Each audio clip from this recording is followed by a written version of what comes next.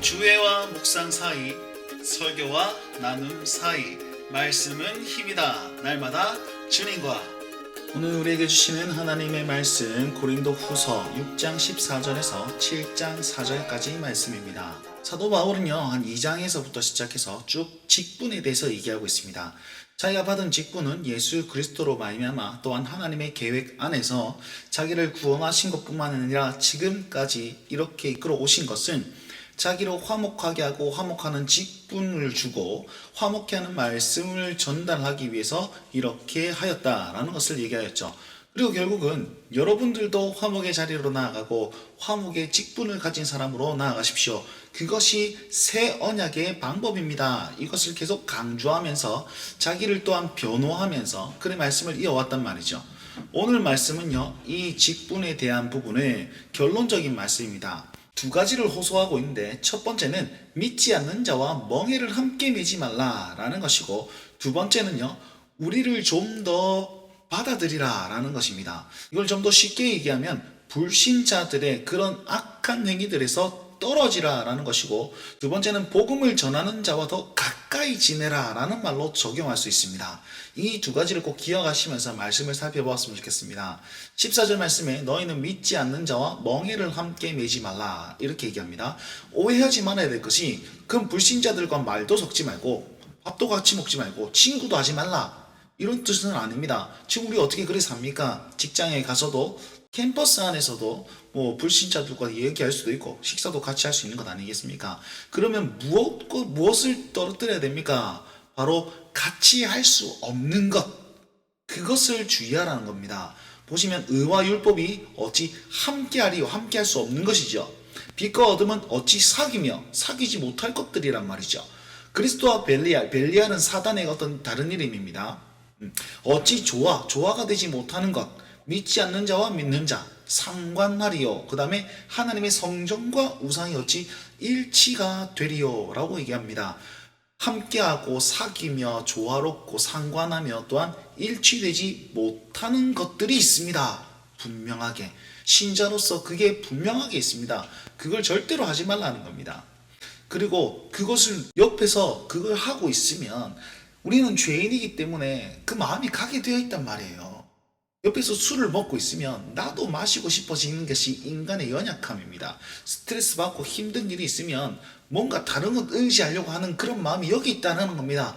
여러분, 그때에 우리가 우리의 정체성을 꼭 기억하십시오. 우리는 하나님의 사람이고 하나님의 성전이다라는 사실을 기억하셔서 그 모든 행위들과 떨어지라 라는 것을 이렇게 권면하고 있습니다. 특히 이 당시에는요, 고린도 교회는 온갖 우상들이 많았습니다. 아폴로 신과 아프로디테 신전이 있었고, 이후에 많은 20개가 넘는 그런 신상들이 많이 있었습니다. 사람들은 습관적으로 거기 가서 복을 빌고 거리에 많이 보였단 말이에요. 그러니까 예수 믿는 사람들도 예수님을 잘 믿었다가 여러 가지 안 좋은 소문, 바울이 사기꾼이라더라, 바울이 삥 뜯고 다닌다, 이런 것들이 들으니까 다시금 돌아간 사람들이 많다라는 겁니다. 그래서 사도 바울은 너희 그것과 멀어지십시오, 멍에를 함께 매지 마십시오 라고 권면하고 있습니다. 그 이유는 무엇입니까? 바로 우리는 살아계신 하나님의 성전이기 때문입니다. 살아계신 하나님은 성전, 곧 그리스도인들에게 거하고 또한 두루 행하십니다. 그러면서 자기가 그들의 하나님이 되고 그들은 내 백성이 된다는 사실을 명확하게 증명해 주시는 분이 우리 하나님이십니다. 우리가 예수님 믿는다면 내가 부족하더라도 하나님 여기 계십니다. 그러면서 하나님이 나의 하나님 되신다는 사실은 성령님을 통해서 계속 알려주고 있습니다. 너는 내 백성이다 라는 사실 또한 성령님을 통해서 알려주고 있습니다. 그러면 우리 어떻게 해야 됩니까? 불신자들의 그 어떤 악한 행위에서 나와서 또 따로 있고 부정한 것들을 끊으면서 살아야 합니다. 7장 1절에서는 이것에 대한 근거를 이 약속을 우리가 가졌기 때문이다 라고 말하고 있습니다. 그 근거가 약속, 다른 말로 언약이라고 하고 있습니다. 우리는 언약 백성이 되었습니다.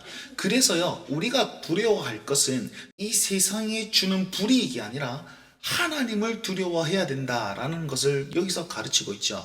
하나님을 두려워하여서 우리는 뭘 해야 됩니까? 부정의 자리로 가는 것이 아니라 거룩의 자리로 힘써 나아가야 합니다. 그래서 육과 영의 온갖 더러운 것에 대해서 자신을 깨끗하게 하자라고 하면서 사도 바울이 자기를 포함한 모든 성도들에게 권유하고 있죠. 자기도 깨끗하게 되어야 되고 성도들도 깨끗하게 되어야 될 것을 그렇게 말씀하고 있습니다. 하나님의 말씀에 의거해서 저 역시 여러분들께 부탁드립니다.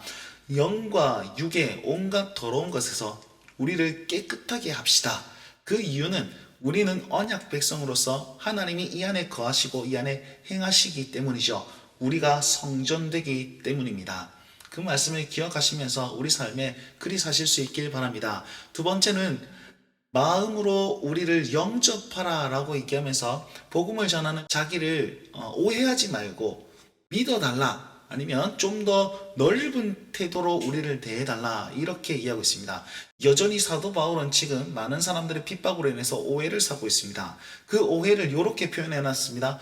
불의, 그 다음에 해롭게 하고 속여서 빼앗는다, 이런 오해를 받고 있다는 거죠. 자, 이것이 무슨 일인지 정확하게는 알 수 없으나 추측해보면 아마도 사도 바울이 예루살렘 교회를 위해서 모금 운동을 하고 있었습니다. 구제 운동을 하고 있었죠. 그래서 구제 헌금을 받은 그것을 가지고 해롭게 하고 불의하고 속여서 빼앗고 다닌다, 이렇게 소문이 난 것 같습니다.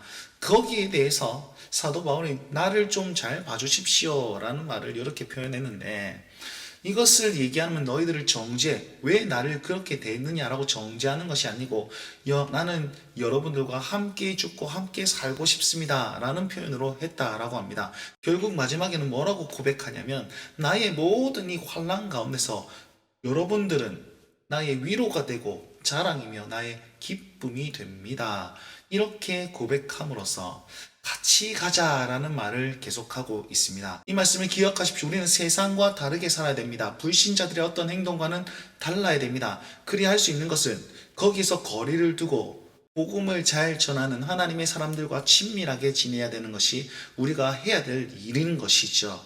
그렇게 할 때에 서로가 사도 바울이 고린도 교인들에게 너는 나의 기쁨이고 나의 위로다 라고 말할 수 있는 것과 같이 여러분들이 어떤 사람에게 위로가 되고 기쁨이 될 수 있다는 것입니다. 그리고 그 사람이 또한 나에게 위로를 주고 기쁨을 줄 수 있는 관계가 될 것입니다. 복음을 명확하게 전하는 성도들과 그 다음에 교육자들과 그 어떤 선배들과 후배들과 친밀하게 지내 보십시오. 그렇다면 우리가 자신을 깨끗하게 하는 그 걸음을 좀 더 쉽게 걸어갈 수 있을 것입니다. 우리는 모든 환난 가운데 있습니다. 모든 환난 가운데 악에서 멀어지고 선에 더 가까이 가실 수 있는 우리 삶이 되길 바랍니다. 오늘도 주님과 동행하십시오. 날마다 주님과.